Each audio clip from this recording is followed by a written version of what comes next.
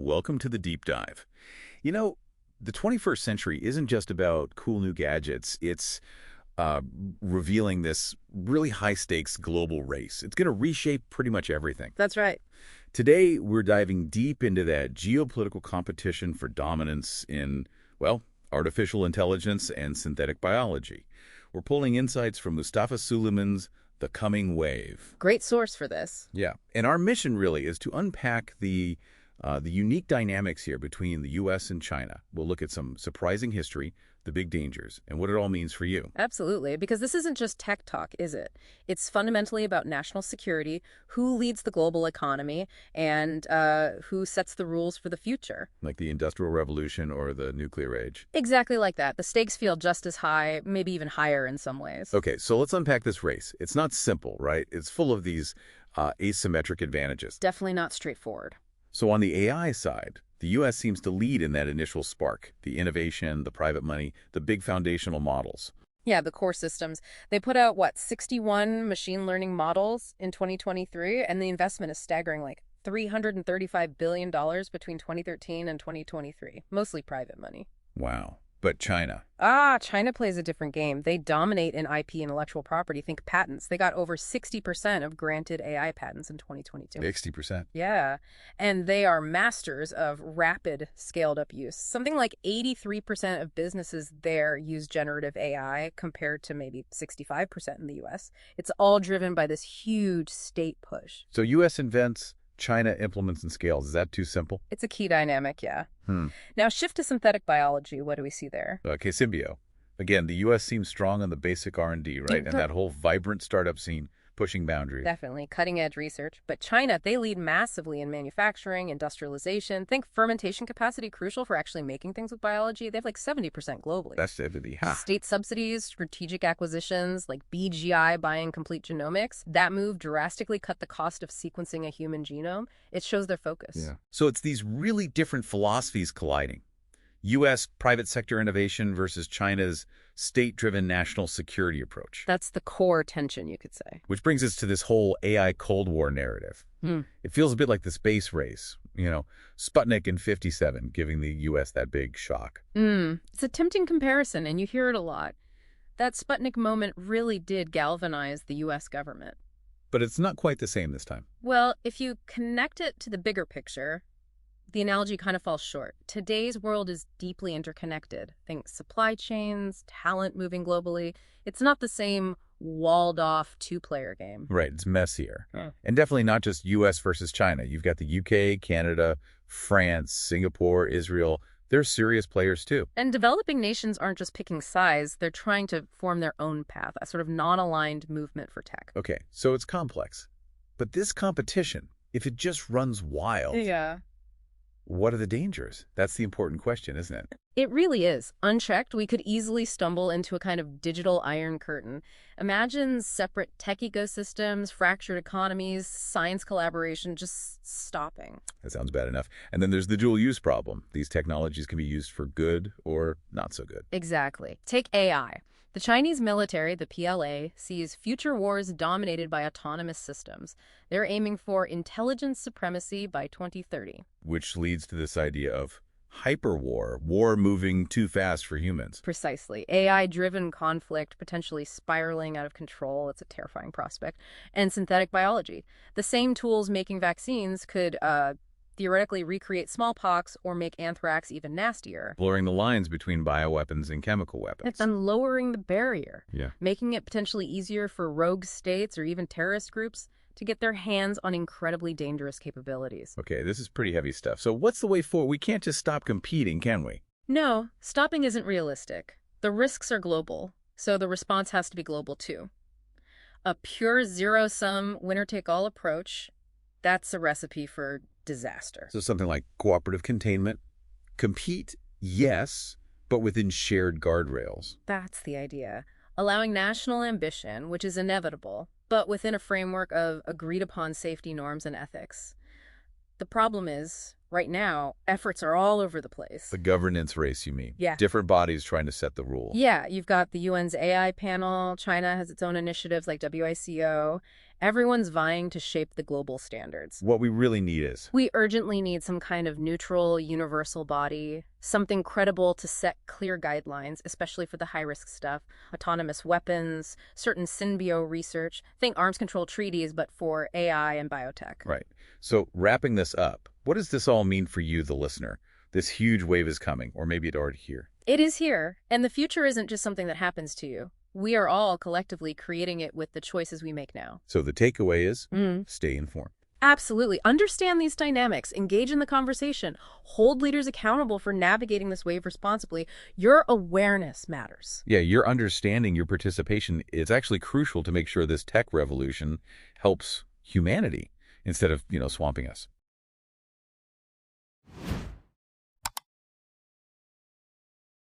Okay, let's unpack this.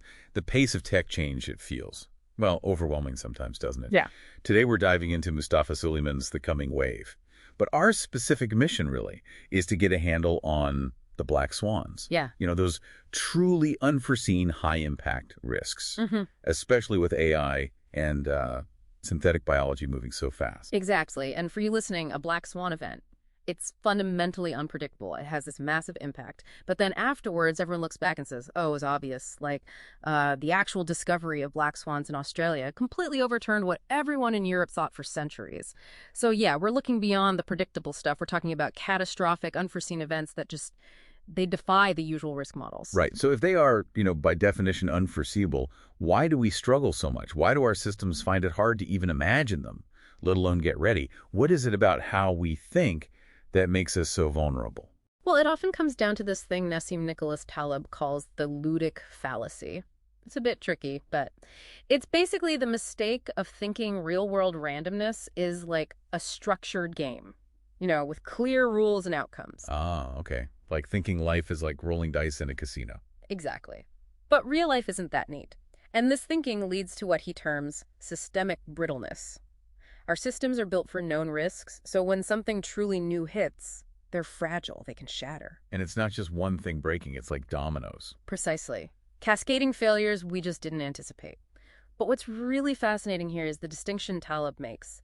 There are true black swans, like, say, the rise of the internet, genuinely hard to foresee. But then you have white swans, think the 2008 financial crisis or even COVID-19. People were warning about those, lots of warnings, but they were systemically ignored. So the problem shifts.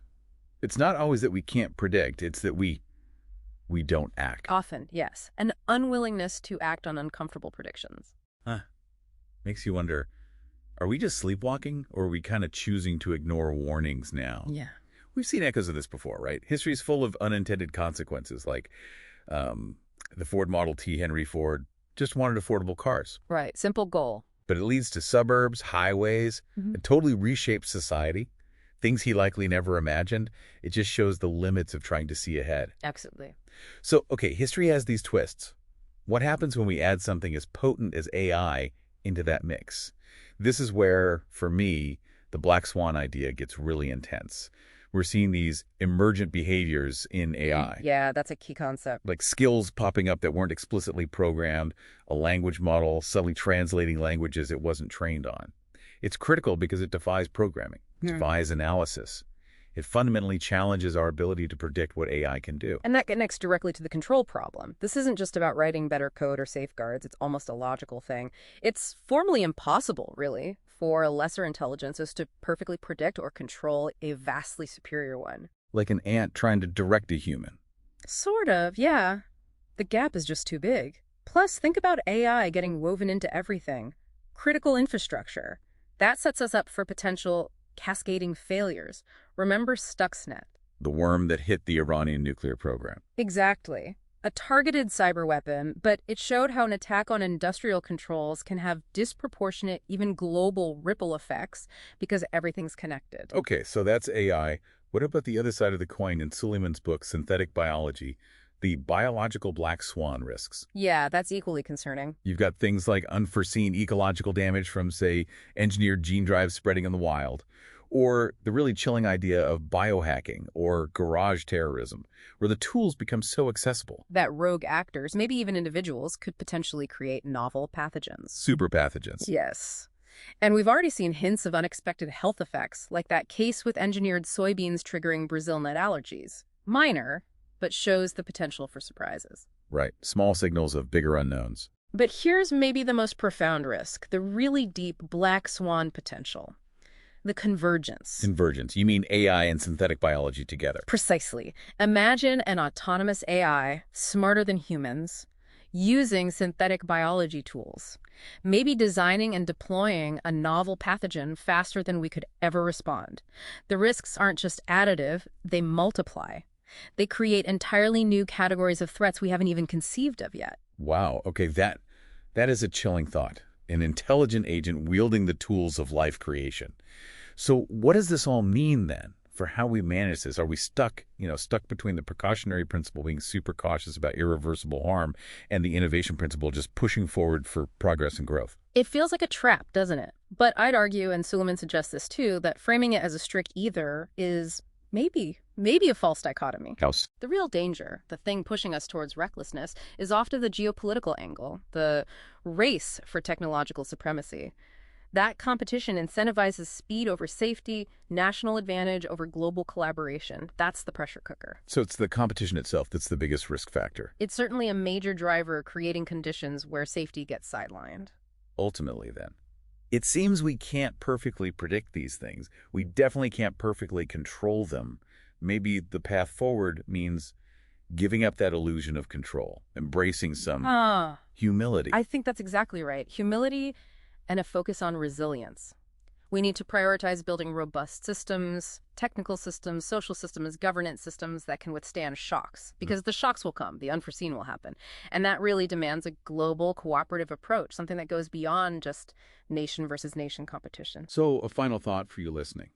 How can you play a part in fostering that kind of global approach? One that values foresight and safety, not just the immediate wins of competition and profit. How do we build resilience for the truly unforeseen, something to mull over? Welcome to the Deep Dive.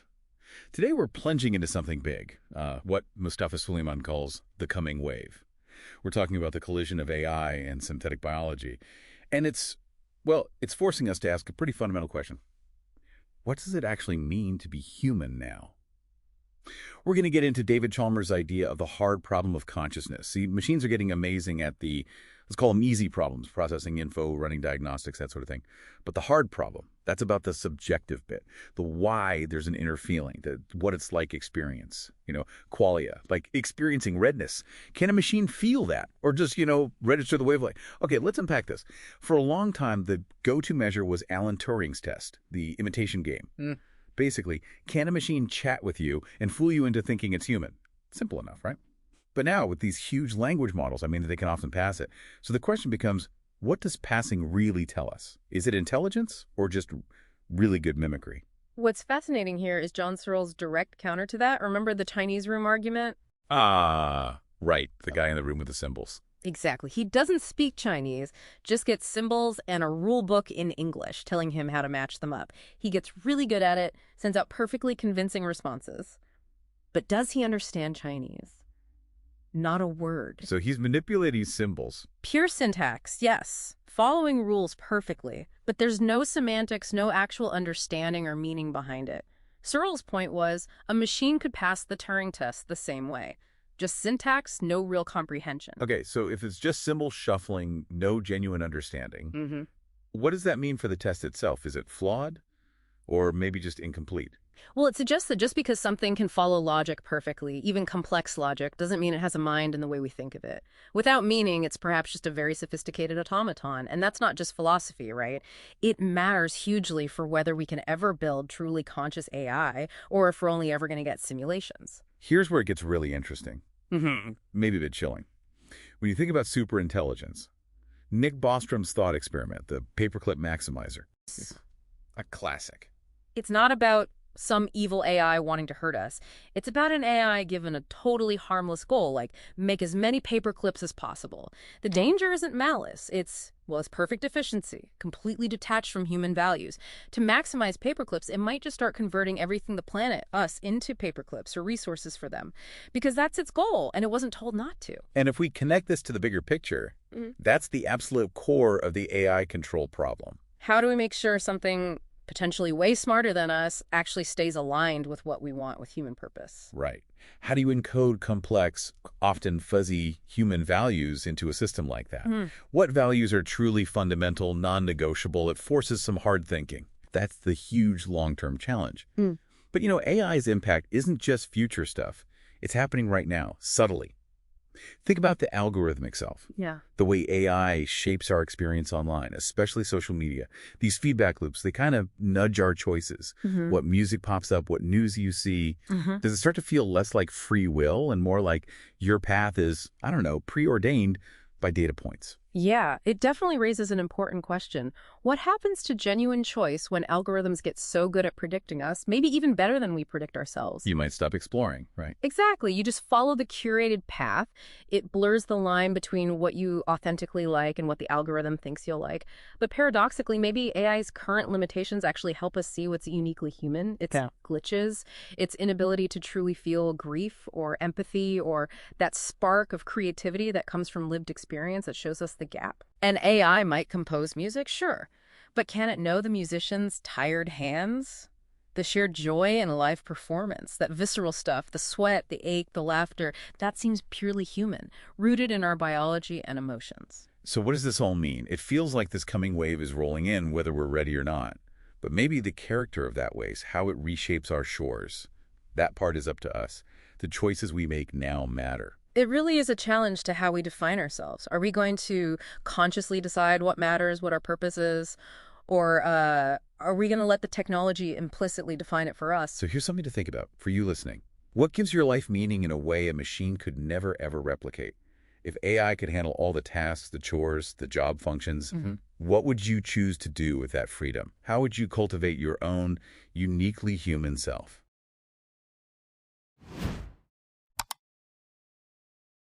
Imagine standing at a crossroads, a point in human history so critical, it's being called our species' final choice. That's the core idea from Mustafa Suleyman's book, The Coming Wave.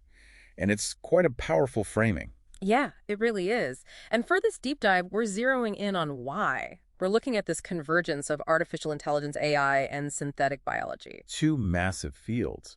But the insight here isn't just that they're advancing, it's how. Exactly. They're becoming general-purpose tools. And they're evolving at, well, an extremely rapid pace. Plus getting cheaper, easier to use, more accessible all the time. Right. And AI is kind of turbocharging synthetobiology, isn't it? Designing proteins, predicting outcomes. Even creating new organisms, potentially. It accelerates everything, the good and the potentially very bad. Which brings us to the mission for you today. Right. We want to unpack how this convergence really represents humanity's biggest dilemma. How it puts us on this narrow path. A tightrope walk, you said. Yeah, basically. Between technological chaos, if it all runs wild. Or, on the other hand, maybe really invasive, even authoritarian control trying to stop it. A tough spot. Okay, so, big picture. We've seen major shifts before. Industrial Revolution, the atomic age. How is this coming wave truly different? Why unprecedented? Well, two key things. Speed and power proliferation. Think about it. The Industrial Revolution took centuries. Societies had time, sort of, to adjust. Okay, and the atomic age. Terrifying, obviously. But the power, the bomb-making capability was mostly held by a few states. It required massive resources. Very hard to get into that club. Right. But this wave, the power is spreading incredibly fast, down to individuals, small groups. You mean like open source AI models anyone can download? Or benchtop gene synthesis? Exactly that kind of thing. And that shift, that democratization of potentially world-altering power changes the whole game. It's not just a state problem anymore. It becomes a global, human-level problem. Precisely. It affects all of us directly. That decentralization, it definitely makes containment sound, well, really hard, almost impossible. What does history tell us? History's verdict on containing tech is, frankly, not great.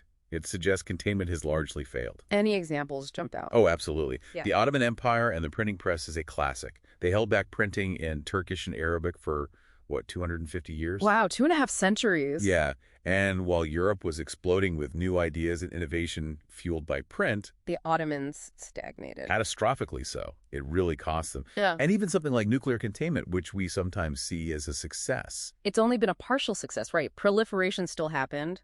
Lots of near misses. Exactly. So you see these powerful forces always pushing against containment. There's this idea of technological determinism that you just can't stop progress. Plus competition between nations. Huge profit motives, naturally. And the whole open source ethos, especially in AI and biotech now. Right. All pushing towards proliferation. Okay, that historical picture is sobering.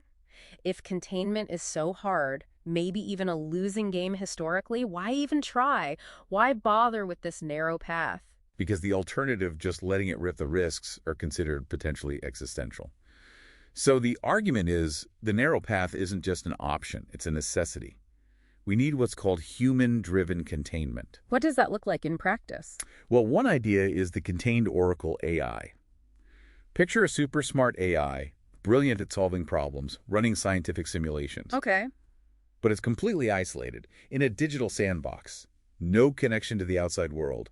A brain in a box, essentially. So it can still be useful. Hugely useful, providing potentially hundreds of billions, if not trillions of dollars in value for science, for research, but without the risk of it, escaping or manipulating the real world. So utility and safety aren't mutually exclusive. That's the argument. Yeah. And look, we don't need to imagine future risks. Think about the Dutch childcare benefits scandal. Ah, yes, where the algorithm wrongly flagged thousands of families. Exactly. Caused immense, severe emotional distress. That wasn't some superintelligence. It was a relatively simple algorithm causing real harm today. This isn't science fiction. And the containment side argues that even if a powerful AI tried to break out, We control the rules. That with enough serious preparation, escape attempts can be made unfeasible.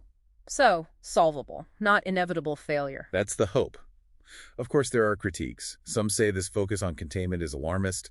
Maybe the solutions are too simplistic and utopian. Underestimating human ingenuity, perhaps. Perhaps. It points to a really deep philosophical split, But ultimately, this final choice Suleiman talks about, it isn't just about the tech itself. It's about us, human agency. Exactly. It's about ensuring technology serves our values, our collective future, not the other way around. It brings to mind the atomic bomb decision again, that kind of modern fable. Truman's choice wasn't good versus evil. No, it was seen as a utilitarian calculation, picking the least costly path between two terrible options. So maybe winning this coming wave isn't about achieving some perfect utopia. Maybe it's more about navigating the risks, mitigating the potential catastrophes successfully. So the key takeaway seems to be that the future isn't just something that happens to us. We're not passively drifting. No, we're actively creating it, choice by choice, continuously. And these choices are becoming incredibly consequential. Immensely so. AI and synthetic biology are going to give us unbelievable power. Yeah.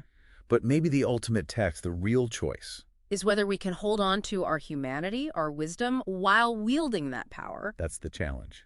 So for you listening, Yeah. what will your choice be?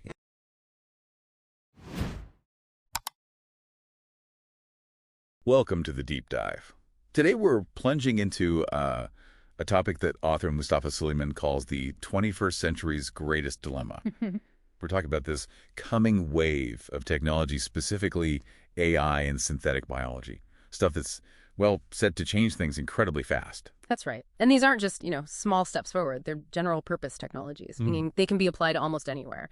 And they're dual use, so they have this amazing potential, right? Solving huge problems, disease, climate change. Okay, the good stuff. Exactly. Yeah. But, and this is the core of Suleiman's point, they could also create totally new kinds of catastrophes. Think custom viruses, maybe easily made. Right.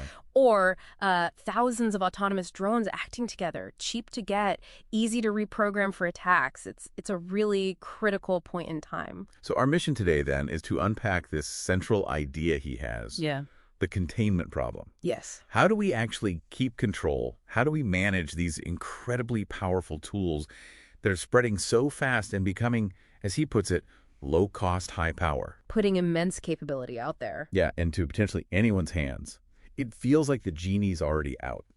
you know. Really does. Historically, progress was about unlocking power, right? Fire, the printing press. We were finding the power. Mm-hmm. But Suleiman says this wave flips that. The power's unleashed, and now the challenge is, well, containing it. And what's so interesting there is how it messes with traditional power structures. How so? Well, think about it. Really powerful tools used to be expensive, hard to make. Mostly states or huge companies had them. Right.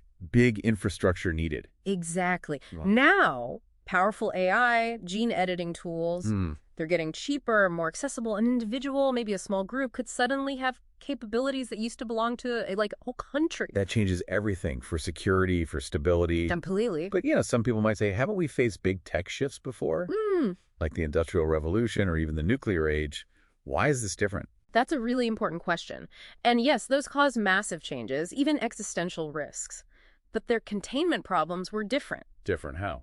They were often physical or about scarcity. The Industrial Revolution was tied to geography, materials, nuclear weapons, hugely expensive, incredibly hard to build. That limited who could get them. Okay, scarcity contained them in a way. Right.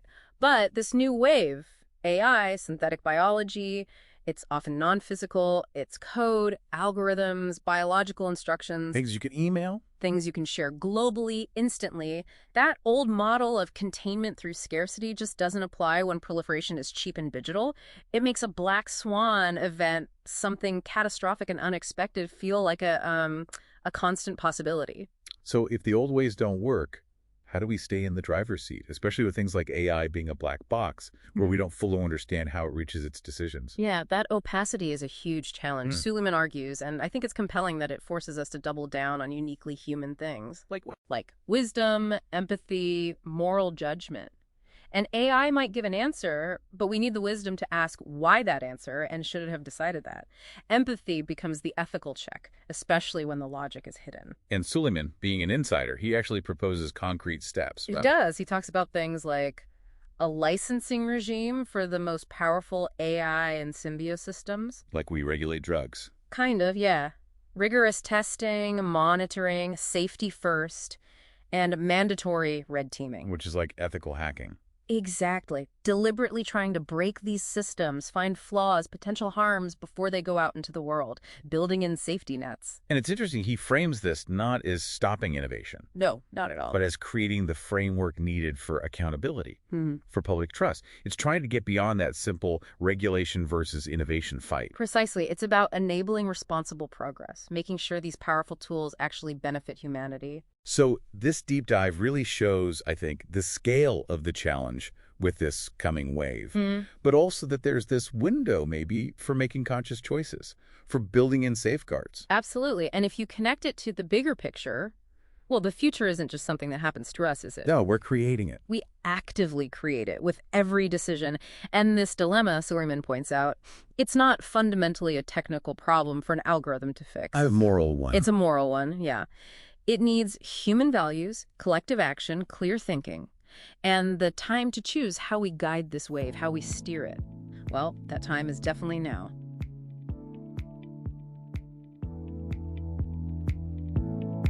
That's all for this episode of the Deep Dive Cast.